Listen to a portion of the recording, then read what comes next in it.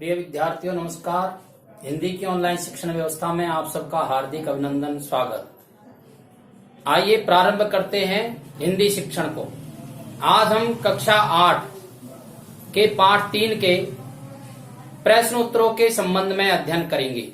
प्रिय विद्यार्थियों, इस पाठ के अंदर 3 प्रकार के प्रश्न उत्तर हमें दिए गए हैं। उसमें से एक प्रकार के प्रश्न उत्तर है पाठ से या कहानी से, और उनको देने का प्रकार कारण बताइए, इस प्रकार से लिख करके और कुछ प्रश्न हमसे पूछे गए हैं।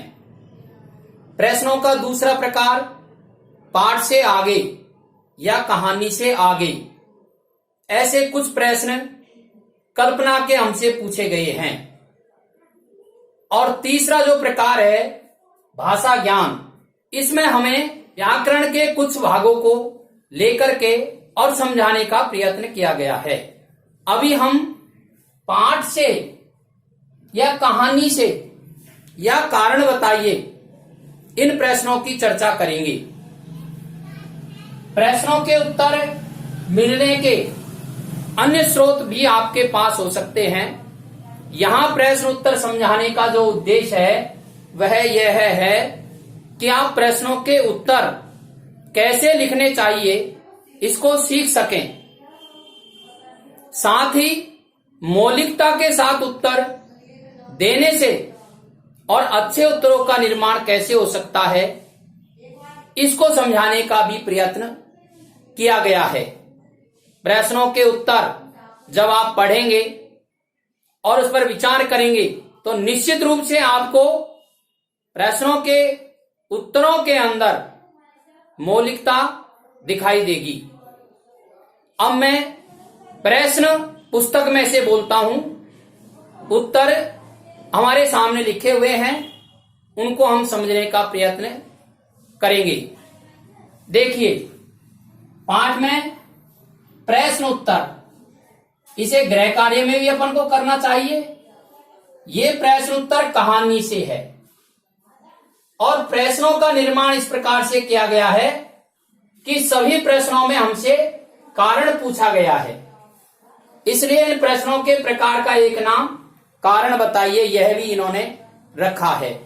प्रश्न क्रमांक 1, मैंने उस कंपनी के हिस्सेदार की तरफ पहली बार श्रद्धा भाव से देखा। लेखक के मन में हिस्सेदार साहब के लिए श्रद्धा क्यों जाग गई? उत्तर, यह व्यंग्योक्ति है।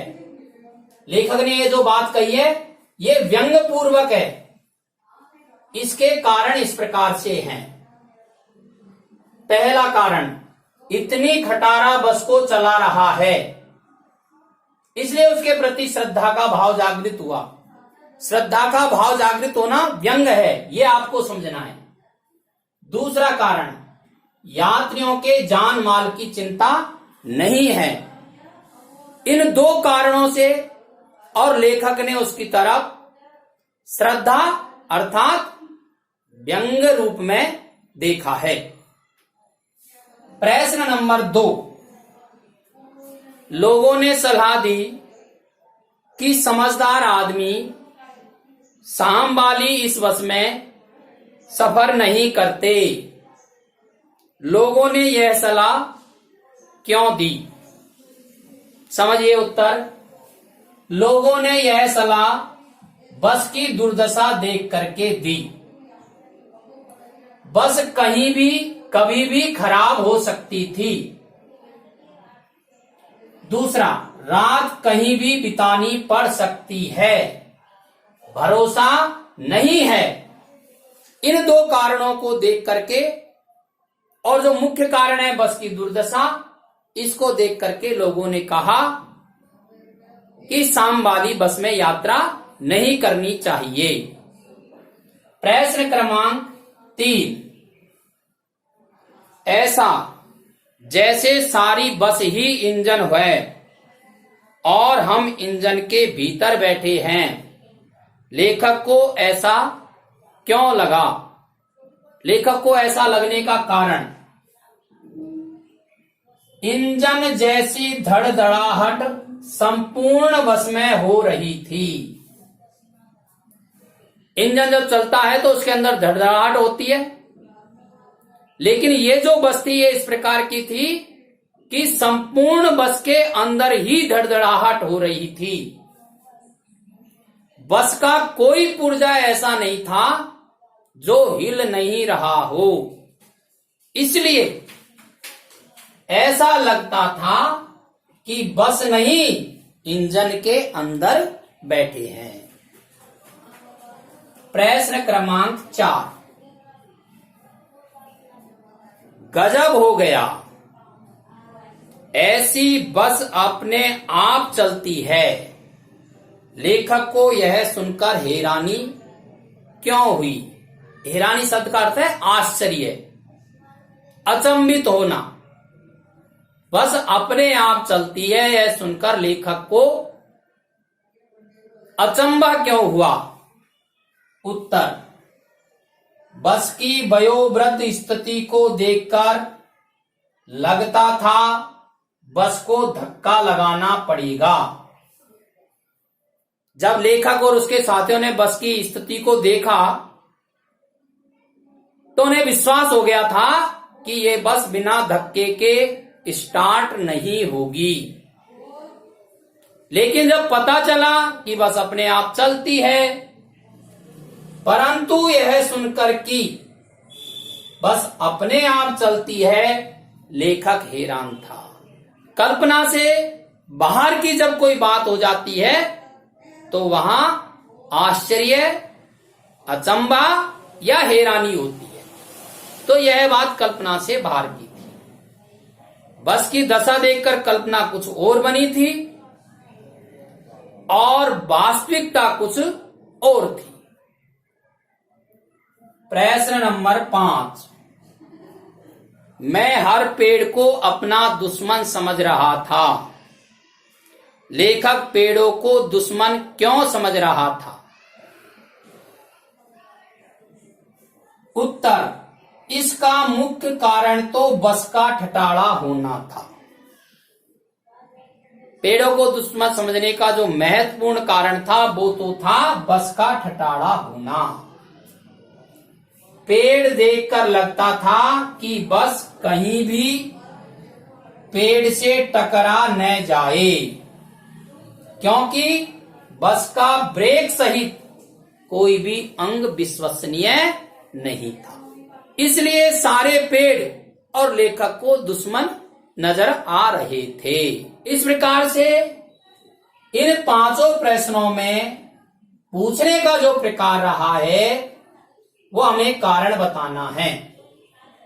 और आपको एक महत्वपूर्ण बात और समझ में आई होगी, सारे ही प्रश्नों के जो कारण हैं वह बस है।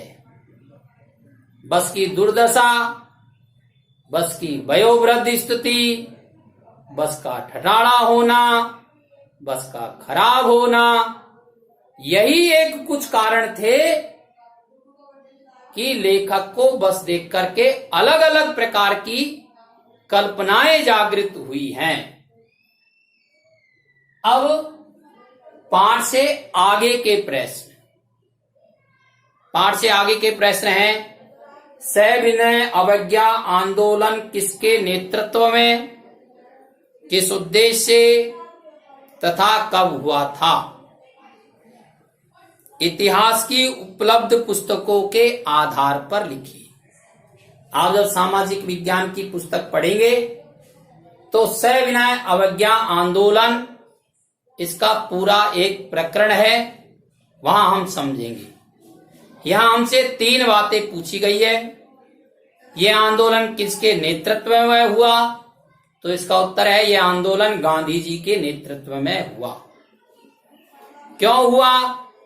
उद्देश्य क्या था? उद्देश्य था अंग्रेजों के द्वारा अन्यायपूर्वक दमनकारी जो नीतियां बनाई गई थी और नमक पर जो कर लगाया गया था उसका विरोध करना। तीसरा प्रश्न पूछा है कि आंदोलन कब हुआ?